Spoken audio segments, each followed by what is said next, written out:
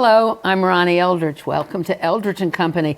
Today I'd like to talk about some of the Supreme Court's recent decisions, and maybe a little bit about the Constitution, the Congress, and politics.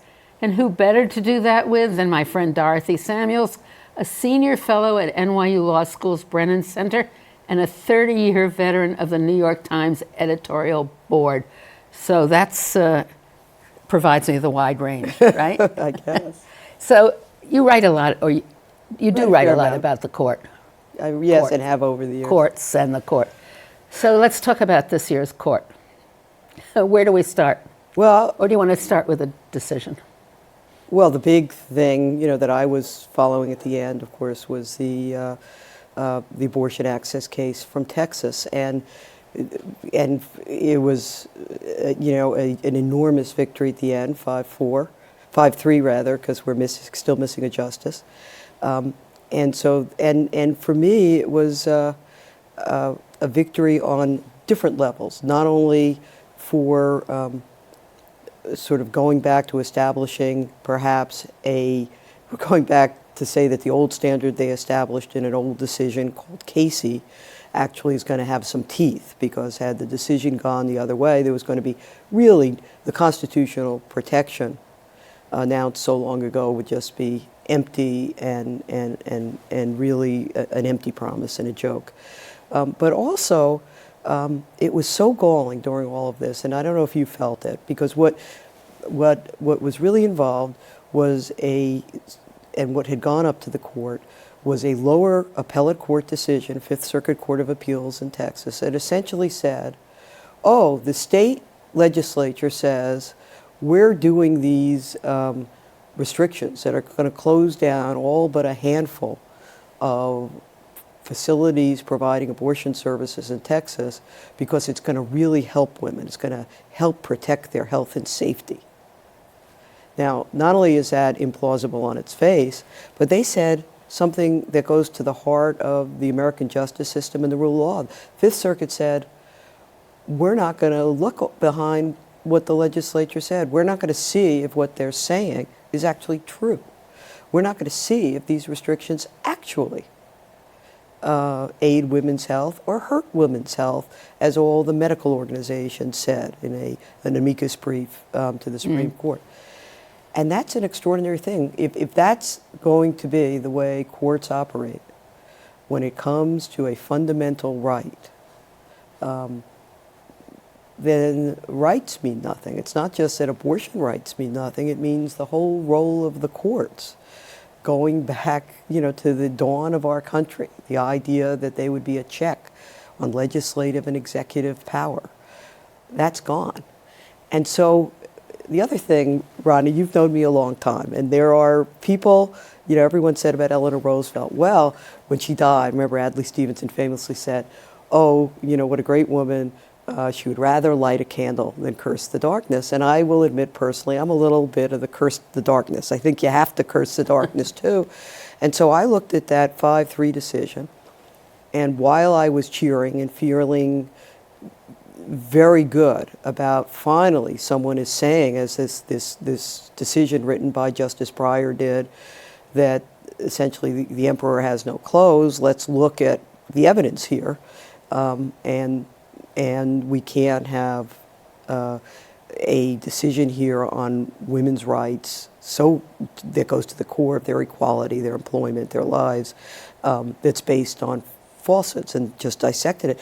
But I came away so galled, and I still am, about the minority, that we have 3 people on the court, led by our Chief Justice, who not only don't recognize the right of women to make their own childbearing decisions, but they won't acknowledge that there's a problem when the courts will just accept what a legislature says or says they're doing, what they claim, for a good purpose. That's pretty angering to me, and I think it really unmasks the conservatives who are still on the court. There are 3 now that Justice Scalia is gone. How extreme the conservatives that are on the court today really are. I find it very scary. I just wanted to say one thing about the case. When the law was passed, it was challenged, and a judge then said he said, "You're right. This is not constitutional." First time was sort of a bench trial. It was very quick. They did it, I believe, on papers. And he invalidated part of the law that was then going into effect, because it went into effect in stages. And the first part, having to have a hospital, a medically unnecessary hospital, it automatically closed half the decisions. Just automatically, to which, Roberts and company replied, well, why did they close? Do we really know why they closed? Let's send it back for more evidence, as if it wasn't obvious. But that it was on the later stage where, you're right, there's a full trial or a 5-day trial, same judge. And the state essentially, what it showed is had no evidence. It was as dramatic as the marriage law, anti-marriage law, gay marriage law in San Francisco and California. The Prop 8 case where famously David Boies had that cross-examination where sort of witness after witness has to say, well, marriage isn't so bad. I don't see how it affects, heterosexual, and had to admit there is no reason to be opposed other than prejudice. And they had similar things, and what it turned out as they started taking evidence in the Texas case before this trial judge was they uncovered that the state witnesses who were testifying in support of the law and supposedly expert on all these health and science stuff and had submitted reports had to admit on the stand they hadn't really read the reports, they didn't necessarily support it, and they in fact had been drafted by a guy named Rue, R-U-E, who is a discredited anti-abortion rights fanatic who has been discredited in cases going back, ironically, to the Casey decision that was essentially affirmed in this case. And so it was a real shyster, sort of nut guy, and he was supplying the testimony. That's where their expert testimony came from, and yet the Chief Justice of the United States agreed with him. Well, I don't know if he agreed. The decision, stakes out sort of excuses about why you couldn't act. I remember years, I get confused because there's so many years of memory, but the Democrats used to be attacked for being activist judges. Right. And that was meaning, I think, that they were legislating. They were proposing policy, or they were making policy by their decisions, right? Well, it wasn't just it wasn't just Democratic judges. It was it was judges like Earl Warren and whatever. I guess you're right. Right. It was a different. The question is that the judge is criticized when the decision is not to your liking, right? Well, I think activism is in the eyes of the beholder. But having said that, but look at the Republicans on the court. But having said that, what they call it conservative. It's not really conservative, but what the far-right judges on the Supreme Court, when they have been in the majority, when they had Scalia and Kennedy went their way, has really, I think, by pretty much any objective standard, been very abrupt, very radical, and, wiped out. For example, they wiped out the key section of the Voting Rights Act. Exactly. And there are consequences to that we're seeing, And they agreed that a corporation was a person, right? Is that, or whatever you want to call it, with the Citizens United? Well, that's right. They declared a corporation's a person, and a corporation a corporation now has rights under this crazy Religious Freedom Restoration Act, so why should they obey laws they don't like for reasons of conscience, as if a corporation is a living, breathing human who prays, who loves, who is, actually Burt Newborn, who has written a lot and litigated a lot. Professor? Professor, and one of the founders of the Brennan Center. he said, now that a corporation's a person, the best thing you could do in life is be adopted by one, which is probably true. But has there been a time in history when some of the rulings have been? Oh, sure. The last so time was radical? probably, remember Franklin Roosevelt What? was having trouble having his New Deal programs So he wanted to pass upheld. He wanted to create more justices and then fill them with his peeps. Yeah. Well, now look at but it pervades everything. So look at the Senate that is really refusing to carry out a duty that the Constitution gives them Well, it's a huge breakdown by not having that's a been hearing inching or up. taking I mean, you action. take this guy who's a very moderate guy by, certainly by democratically appointed, actually pretty much all of Obama's judges has been looking at their decisions, very centrist. He's not sort of really, except for maybe one or two, gone out and have people who are, and I'm not talking about way out, I'm just talking about normal liberal people who agree with the Democratic Party platform. That's not, those are not exactly extremists, but you had to get them past a Republican Senate.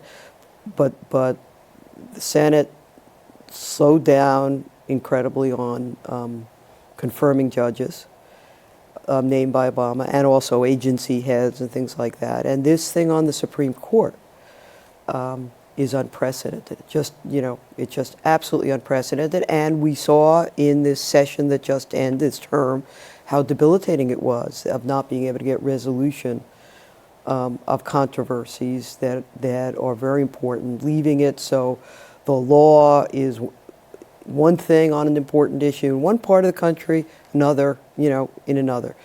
And that's not exactly the job of the Supreme Court. The job of the Supreme Court is to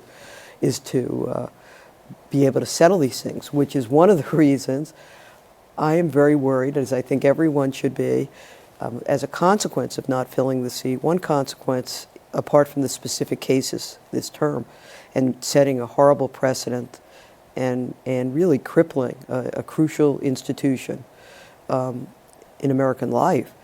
What it also does, when you think about it, is we have a court that has gutted the key section of the Voting Rights Act, which mandated that certain states with a history of voting discrimination had to clear changes with the Justice Department. They invalidated for all sorts of specious reasons. Well, now what we're seeing is the consequence, because there are a lot of states that have made changes, and they weren't very good changes. And the Justice Department would have spotted the problems in most cases. So we have huge lines in these Republican primaries and Democratic primaries, huge lines that, when somebody, for example, I think in Arizona, the person running elections, closed, 40% of the polling places, mostly in minority areas. And then in the old days, that would have been stopped. So what happens in this election? We have a Bush v. Gore kind of situation. I don't know how close it will be. But if this election, God forbid, is close, because that means Mr. Trump has gotten a lot of votes, who's going to settle it? We're going to have the chaos of the House of Representatives and Congress. That's a pretty long process, and you're going to have conflict within the Congress that may go to the court. All the conflicts on voting and voting changes running up. There are going to be a gazillion cases coming to the I was court going to now. ask you what happens. Are any of them coming before the end of the year? Do we know? Well, I think Another- next term there's in a the voting term. rights case. Yeah. But all these emergencies, it's really building in an unnecessary instability.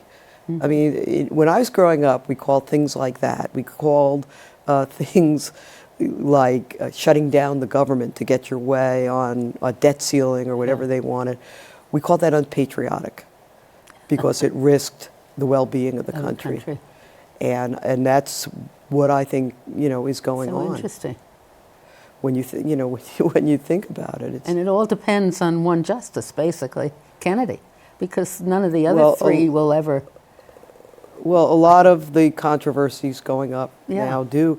And by the way, on judicial selection, I don't want to make I don't want to make your viewers throw their hands up in despair, but the problem on judges and how do you get this very conservative, all these people, the Tea Partiers control a lot of the politics of the Republican Party, and they have a lot of members in Congress, and everybody bows to them.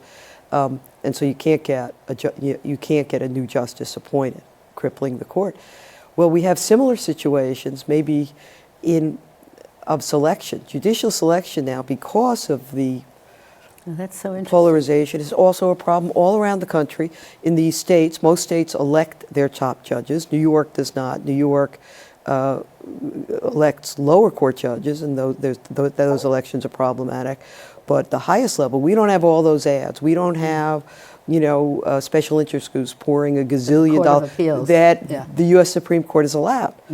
Those bad campaign finance, those system, the bad campaign finance decisions, Citizens United and its progeny, that has opened the floodgate for unlimited union, corporate money, rich individual money. Further, it's sort of a First Amendment jurisprudence that's anti-democratic. First Amendment is supposed to be to protect democracy and freedom, right? That's what it's there for. You talk about originalism. That's pretty original. But so you have these now judicial elections that are now filled with the money the court has allowed in. The people running for judges are then forced, honorable people, to go hat in hand to raise money. They get on, they're reelected or they're elected, and they have all these conflicts. There was all a case, the lawyers. wasn't there a case in Pennsylvania? Okay, this but session? you want another example of how extreme and out of touch this court is? This was like the poster child Right. for judicial conflict. The case you're talking about, the Williams case, death penalty case, where you have this guy who's on death row, been there a long time, committed terrible murder as a young child, but there were mitigating reasons having to do with being basically abused as a young man by the person who he killed, and the judge who finally, who participates in denying the appeal to save the guy's life. Well, he was the prosecutor In the original case. In the original case, who approved the death penalty, seeking the death penalty. He then ran for judicial office, bragging about that and other death penalty convictions, and then sits. I mean, it's like the law school textbook. It would be like a law school exam. What's wrong with this? Yeah. And would be too Roberts and simple. Company, no, Roberts and Company. They voted. Yeah, to right, uphold- he was challenged in the court. Right, That's he was challenging it, goes to the Supreme Court, and of course the other justices say, you got 5 votes because you had Kennedy, say Yeah. this is the epitome of conflict of interest. And the other ones say, wait, not so fast, he could separate himself, and people prosecute cases and then go to, judges all the time. When you and I were growing up, and well into probably the 70s, judicial selection, putting people on the court, what did the ABA screening, what did they do? You said, oh, they're a lawyer, are they an honorable lawyer? Do they do pro bono work? Do they have any blemishes, ethical blemishes in their record? And everyone, both sides would say, oh, that's a good judge, we'll confirm that. Basically what I say is that, well, if I were somebody like a governor, I was appointing state judges, or a senator who is part of the nominee, I'd look at these things and they'd say, we screened him. This guy has an excellent practice. He's done pro bono for the bar, all that. And I'd say, yeah, but you're not telling me what I'm interested in. I really do want to know whether they're going to uphold choice. I do want to know what their civil rights views are, and I want to know whether, according to the standard that was set by Jimmy Carter when he was president, his standard was, apart from all the old stuff about you know, being an honest individual, he wanted to know that you had a proven commitment to The general equality welfare and of the justice. state. Yeah. And if you didn't have that, if you were someone who just sat in your corporate law firm office, basically making money, you were not going to become a judge under Jimmy Carter unless it was forced by the Republicans as part of a political deal. But the standards, what you and I, what the other side wants to know about a candidate on the state level, on the federal level, they're not the same old things because everything goes to the court, even more than in the old days. But in the old days, it was true too, to a degree. And so you know, and on the state level, you have the real problem of the money because you cannot recuse enough. And all the reforms that the Brennan Center is deeply involved in this issue in the state judicial elections and has proposed all sorts of reform. Well, campaign financing, since the Brennan Center and other groups started working on it for judicial campaigns, one state that had it, I think, repealed it. The Supreme Court has issued decisions that has opened the floodgate for more money in judicial elections, including money not controlled by the candidate, that control the judge's message, and those messages are horrible and really undermining of trust in the judicial system. Have there been any legislative proposals to change the verdict of Citizens United? I don't think so. Well, I think there are proposals. I mean, you know, now let's be clear: the Democrats, there's when they not a controlled, serious. when Clinton was president, there was not a lot of activity on tightening campaign finance. Although Yeah. there was one reform that McCain But worked since on. Citizens United, there Well, it hasn't hasn't been gotten a anywhere. major thrust by anybody. Well, of course, Well, you have, you know, How old is both that? Bernie Sanders and Yeah. Mrs. Clinton Yeah. made a big issue, Right. said that was a centerpiece of what they would want to do as president. But you don't just do it alone.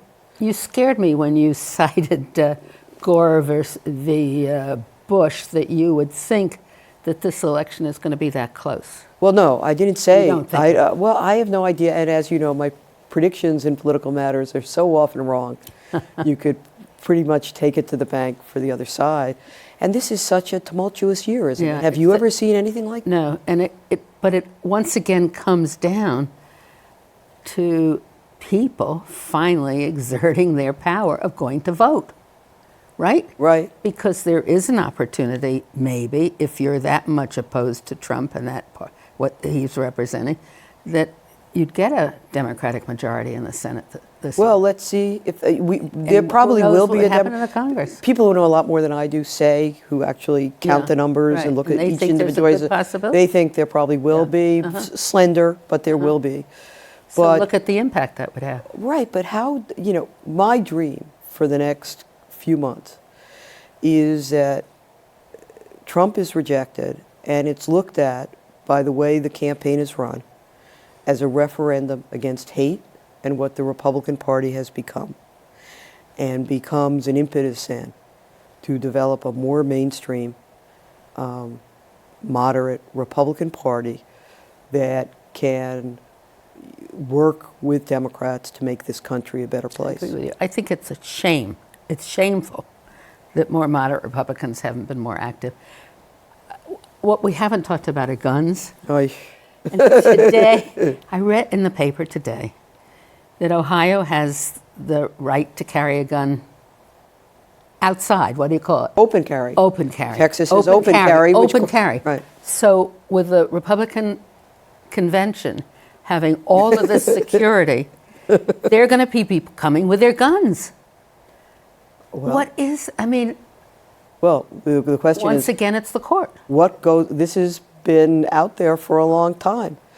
You know, there was a bill in Congress. This is the originalism thing. Well, this or is- it's not an originalist thing. Well, This- first of all, why do you know? the Constitution. I don't understand. we have to come back. I mean, you're going to have to come back. We have Yeah, to talk about this. there's Can't always even so begin to- much to discuss, but it's very concerning, the gun thing. Yeah. It's incredible. Can you imagine what this Republican convention is going to be like in this cordoned off area where the people are going to come with their guns?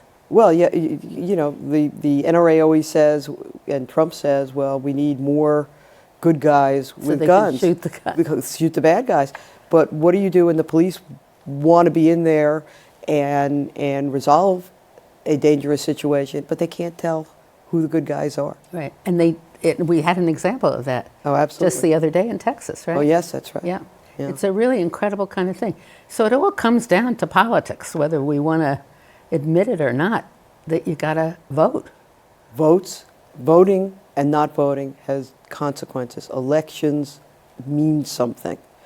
And while the people elected don't always do what they said they do, for a variety of reasons, you can pretty much move the country or a state or look in one direction or another. And you can't take it for granted. People die, give their lives in other countries. People have given their lives in our country to secure and protect the right to vote. It's just And not just for president, but as you said, the states, that's where all of these... We're a democracy. We're supposed to be a democracy. Yeah. You need to come out and exercise. You're right. Right.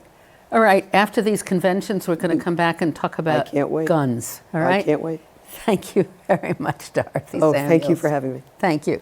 I kiss you.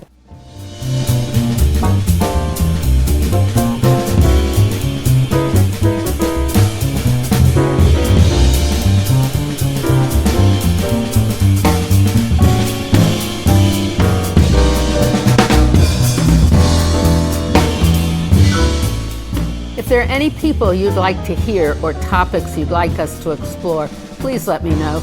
You can write to me at CUNY TV, 365 Fifth Avenue, New York, New York, 10016. Or you can go to the website at cuny.tv and click on Contact Us. I look forward to hearing from you. Thank you.